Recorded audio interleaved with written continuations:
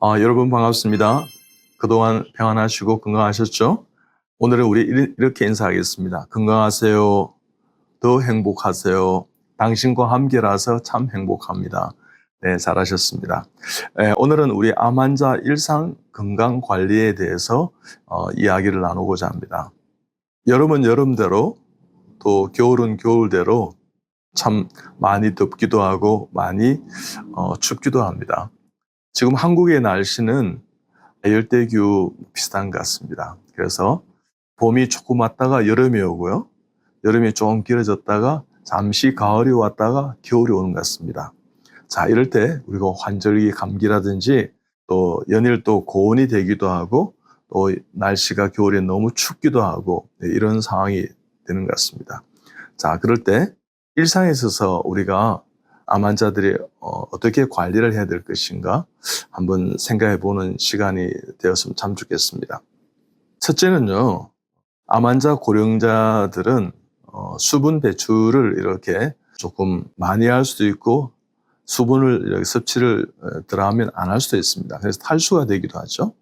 처방은 수시로 이렇게 물을 이렇게 마시는 게 참 좋습니다. 수분 공급이 원활해질 수 있도록 또 전해질 음료라든지 여름철에는 수박이나 코코넛 음료 같은 거 이런 수분이 많은 과일들을 드시고요. 겨울에도 역시 제일 좋은 것은 차를 많이 마시는 게 참 좋습니다.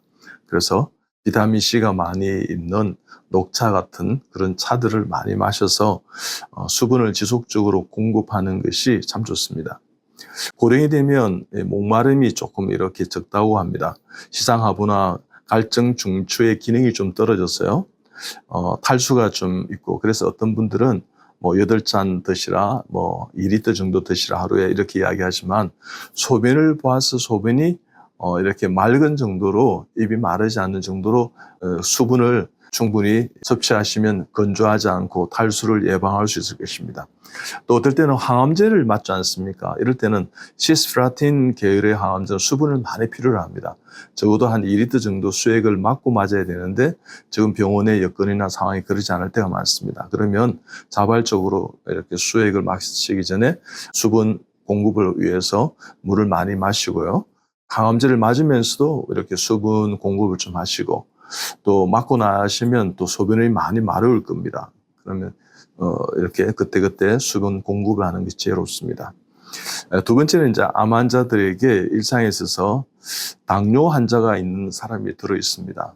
췌장암 환자만 당뇨가 생기는 것이 아니고요. 여러 가지 생활 습관병이기 때문에 당뇨나 또 췌장암 환자뿐만 아니라 이렇게 고령이 되면 당이 많이 이렇게 소변에 나와서 당뇨가 그런 또 가족력이 있다든지 이러면 될 겁니다. 그러면 혈당이 상승하고 체내 인슐린 작용이 좀 그죠? 원활하지 않습니다.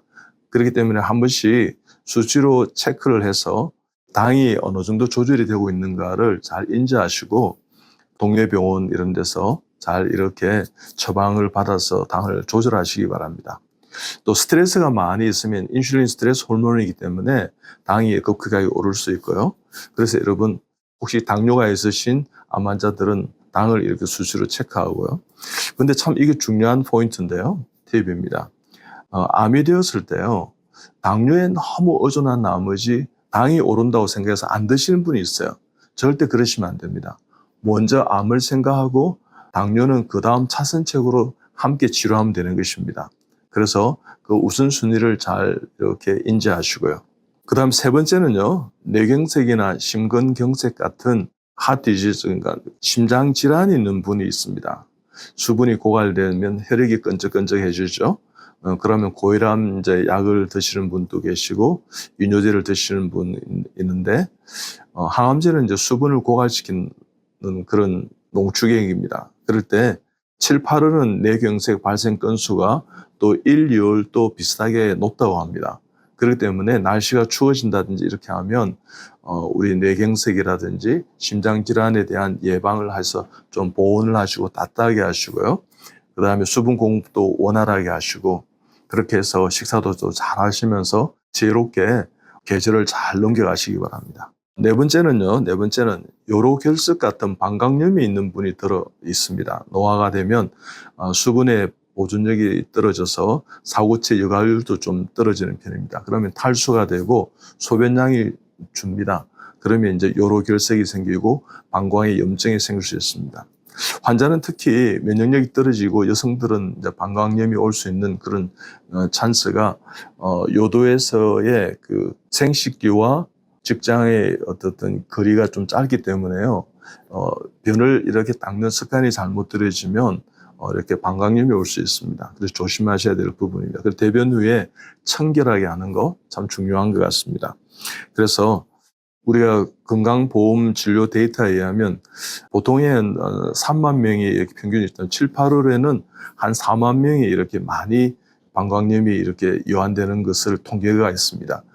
여름철이기 때문에 그러지 않습니다. 그래서 너무 타이트한 옷을 입는다든지 변을 이렇게 닦아내는 또 그 다음에 이제 요즘 비데를 많이 사용하기 때문에 어떻든 변을 보시고 사용한 이후에도 깨끗하게 청결하게 하는 그런 지혜가 필요한 것 같습니다.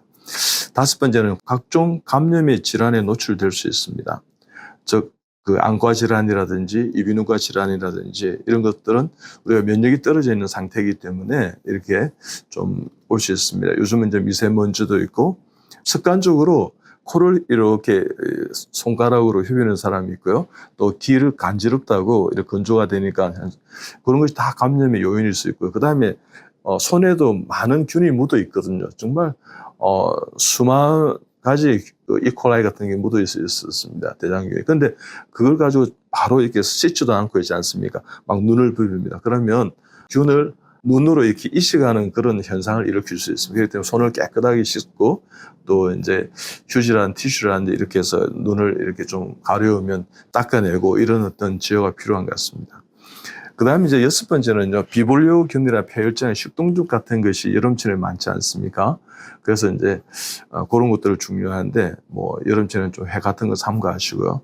겨울에도 또 뭐 회를 또 많이 드시기도 합니다. 그럴 때 냉동식품 이런 것들은 해동 후에는 즉시 드실 수 있도록 하는 게 참 좋습니다. 여러분 겨울이라고 하지 않습니까? 균이 이렇게 파급되지 않는 게 아닙니다. 냉장고도 얼마나 사실은 2도 정도씩 우리 냉장고의 온도가 세팅이 되어 있는 경우가 많은데 그렇다 하더라도 균은 자랄 수 있습니다. 곰팡이는 필 수 있습니다. 그렇기 때문에 항상 깨끗하게 하시는 게 참 좋고요. 그 다음에 이제 하지 정맥류를 이제 또 가지고 있는 암 환자 들어 있습니다. 혈관이 이제 확장되어서 있지 않습니까? 역류가 심해져서 이런 분들도 잘 조절할 필요가 있습니다. 영양의 불균형 8번째는요. 식사를 더 잘하시기 바랍니다. 여름에는 여름대로요. 겨울에는 겨울대로 보양식도 드시고 삼계탕 같은 거, 그 다음에 이제 영양이 좀 충분한 영양죽이라든지 영양밥이라든지 이런 것들을 고단백으로 드시면 참 좋을 것 같습니다. 결론적으로 말씀드리면 물을 자주 마시는 것, 수분 공급을 위해서. 두 번째는 자주 수분이 있는 과일을 많이 드시고요. 세 번째는요, 직사광선을 피하고 겨울철에는 너무 춥기 때문에 보온을 잘 하시고요. 그 다음에 이제 네 번째는 운동은 아침에 저녁에 가볍게 하는 것이 참 좋고요. 그러니까 예를 들면 여름철에는 운동을 낮에 안 하시는 게 좋겠죠. 그죠? 겨울철에는 또 추운 아침에 안 하고 좀 이렇게 따뜻한 이제 낮에 하시는 게 좋겠죠. 이런 어떤, 좀 요령을 가지시고요. 그 다음에 이제, 5번째 식사를 충분히 하시고요. 그래서 영양에 골고루 균형 있는 균형식을 하고 이렇게 하는 게 참 좋습니다. 그 다음에 이제 6번째로 짜증내지 않는 거예요. 마음에 어떻든 은혜와 평강에 있어서 평온하게 하는 거 있지 않습니까? 그렇게 해서 마음에 짜증이 나면 역시 우리가 면역이 떨어지는 경향이 있거든요. 그래서 그런 면역을 잘 유지해가는, 그래서 암 환자들은 그 일상에 있지 않습니까? 항상 감사하시고 또 깊은 묵상을 통해서 또 말씀을 통해서 찬송을 통해서 또 가족 간에 하하 호호 웃고 그런 그저 일상을 통해서 또 그렇게 잘 극복하시고요. 그 다음에 이제 음악이라든지 미술이라든지 그 취미 생활을 통해서요. 그 다음에 이제 봉사를 하는 것도 참 중요합니다. 그래서 하루에 한 번 이상 봉사하시고 하루에 3마디 이상 축복하시고요. 감사합니다. 사랑합니다. 축복합니다.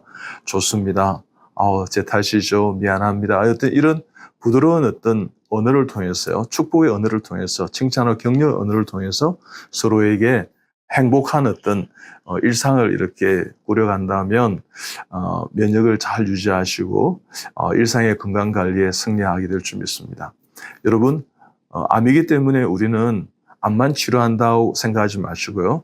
일상의 작은 부분, 여러분 균형 있게 우리가 좀 터치하고 우리가 좀 신경 쓴다 그러면 조금의 어떤 면역을 이렇게 함축하면 엄청난 암을 이길 수 있을 정도의 면역이 이렇게 포함될 것입니다.